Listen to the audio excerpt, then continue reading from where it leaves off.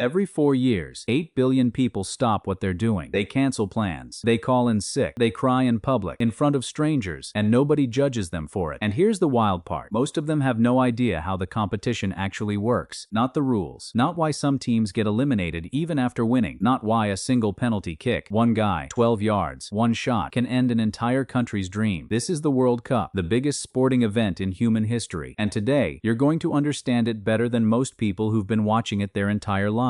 Here is exactly how it works. Let's start simple. 48 countries, one trophy, roughly 6 weeks, that's the whole premise. Every 4 years, the best football nations on the planet send their best players to one country, and they compete until only one team is left standing. Think of it like the Olympics, but with one sport, way more drama, and somehow even more crying now. The competition has 2 completely separate phases, and this is where most people get confused. Phase 1, a league. Phase 2, a knockout. 2 completely different formats, bolted together. Running back to back. If you understand those 2 things, you understand the World Cup. That's it. Phase 1 is called the group stage. The 48 teams are split into 12 groups of 4 teams each. Every team plays the other 3 teams in its group. 3 games total. Win a game, 3 points. Draw, 1 point each. Lose, 0, nothing. A long, quiet flight home to think about your choices. After 3 games, the top 2 teams from each group move forward. The bottom 2 are eliminated. Here's the part that makes first-time viewers genuinely confused, sometimes angry. You can win a game and still go home. Yes, really. If you win 1,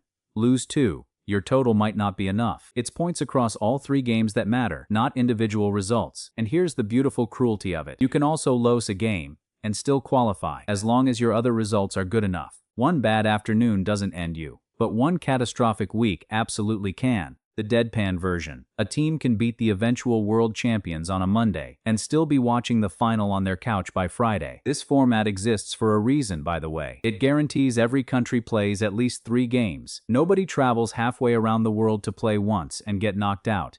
And it filters out luck. One upset in a knockout game can happen to anyone. Consistently performing across 3 games? That's actually being good. Phase 2, the knockout stage. This is where the nerves live. 32 teams remain. 1 loss, and you're done. No second chances. No points. No, but we played so well. Done. 90 minutes. If it's tied after that, 30 minutes of extra time. Still tied? Penalty shootout. 5 kicks per side. 1 player. 1 goalkeeper. 12 yards apart. The whole stadium holding its breath. It is the most nerve-wracking thing in sport, and it's decided, essentially, by a coin flip with legs. 6 rounds of knockout produces 4 semifinalists, 2 finalists, 1 champion, 1 afternoon, 1 game, 1 trophy. Everything before it was audition. Here's the part even longtime fans don't fully think about. How you finish in your group determines WHO you face in the knockouts. Finish first in your group, you face the second-place team from a different group, and you get to pick the easier path. Finish second. You might immediately face a team that destroyed their group and is already running hot. So teams that are already qualified sometimes manage their final group game very carefully. They protect key players. They avoid unnecessary yellow cards. They position themselves for a more favorable bracket. It's not cheating, it's chess. Nobody advertises it, but it happens every single tournament. Starting in 2026, the World Cup expands to 48 teams, more countries, more group games, more chaos. The format changes slightly, but the machine works the same way. League first, knockout second, penalties if necessary, tiers guaranteed.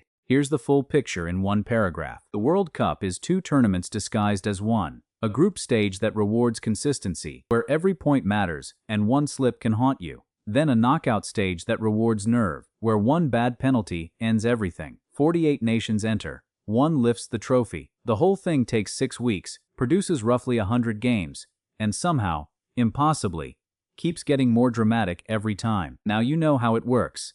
The game has not changed. You have. You're welcome. Subscribe if you enjoyed this type of content. It means a lot.